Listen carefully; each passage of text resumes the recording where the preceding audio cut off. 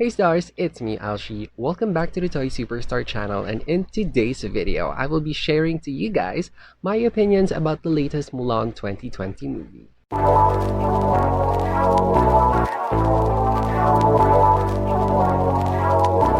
The animated movie starts with the Hans invading China, and the emperor, to save the Chinese dynasty, ordered one man from family to serve in the military. While all of this is happening, Mulan was preparing for a matchmaking test where she failed.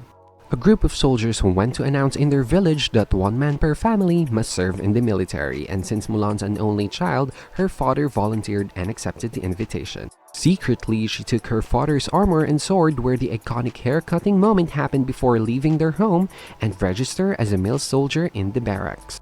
Mulan trained really hard as Ping, and she became everyone's favorite. After their first encounter with the Huns, it was discovered that she's practically a female after being medically treated and was sent to leave the military immediately. But Mulan didn't give up and led a surprise attack on the Huns during the celebration of the Imperial Castle. She saved the Emperor and was given an honor. She returned home, making her parents really proud of her, and of course, she found love with her military commander, Li Shang, at the end of the movie. Disney finally gave a release date for the anticipated live-action retelling of Mulan, following The Lion King in the live-action realm. The movie is made available through Disney Plus, and all you need to do is just pay $30, and then the movie is yours to keep starting September 4th. So many believe that the price point for this one is actually really expensive compared to you going to the movie house watching a movie. Of course, there's a reasoning behind that, and there's a lot of people who kind of understood the reason why. It's because the movie was about to be set to release, I believe, March or May, but because of the pandemic, it got really postponed and Disney didn't know what to do.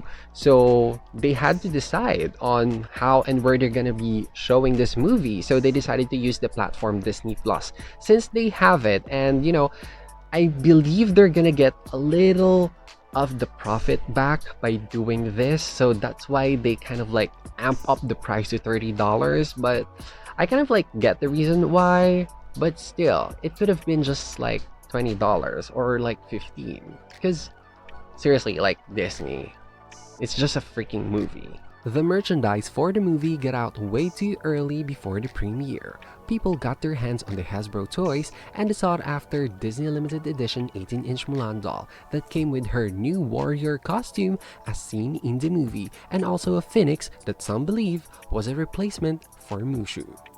Now diving into the movie itself, the movie starts with her father narrating the story. He was talking about the Qi, a boundless energy of life itself, speaking to his daughter's every motion. We get to see young Mulan being mischievous and adventurous at the same time. In the beginning is where her other family members got introduced to, her mother and her little sister, who replaced the grandmother in the animated version. Now here is my take on that change. I wish they kept the original characters because I dearly love the character of the grandmother. I think she adds so many dimensions to the movie. She also made the movie very relatable to the ones that grew up with their grandparents. Although replaced and she didn't make it to the film, we saw in the movie, or in the sequence of the movie, where the caring of the grandmother has been transferred to the father, and I think that is such a good move that Disney has done there.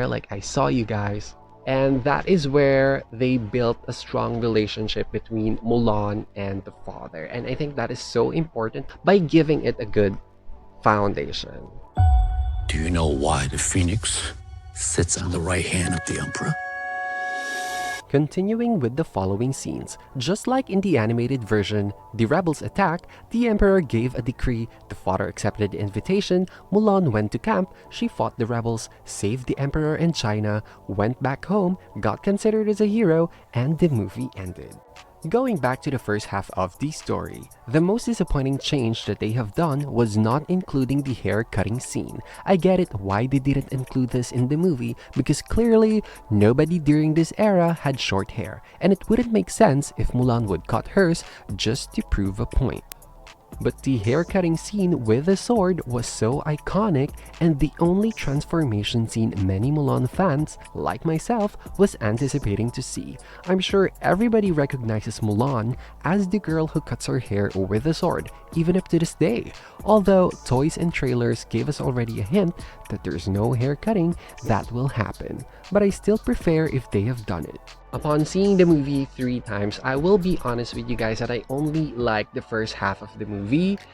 From the beginning up to the part where she earned her spot in the training camp, and I can still remember having goosebumps whenever I would see that scene or that sequence where she was carrying pails of water, buckets of water, I don't know, and she made it through until the top of the mountain. Like, that was so crazy. I couldn't even lift that much of weight on my arms, but she was like, okay, Mulan, I see you there. I also didn't like the part where Mulan revealed herself as a female instead of getting injured, medically treated, exposed, and sent for expulsion.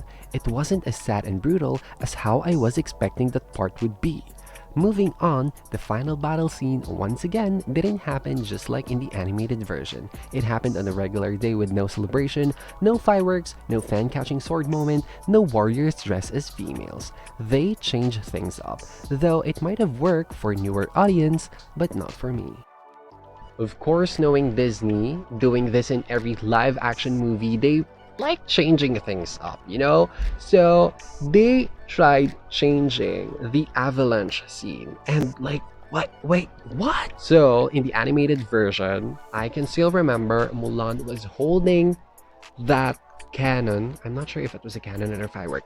She was holding that and it shot through the mountain and then avalanche started, you know, happening. But in the live action movie, they changed it to the enemy actually throwing a boulder into the mountain, so the avalanche happened. It kind of like made sense because a single cannon this small wouldn't make a huge impact for creating such a great avalanche, but a boulder, like a really huge boulder, would be much more appropriate. Now, the second half of the movie made me feel very alienated for not recognizing how I remembered seeing Mulan when I was young. It just made things unrecognizable for me.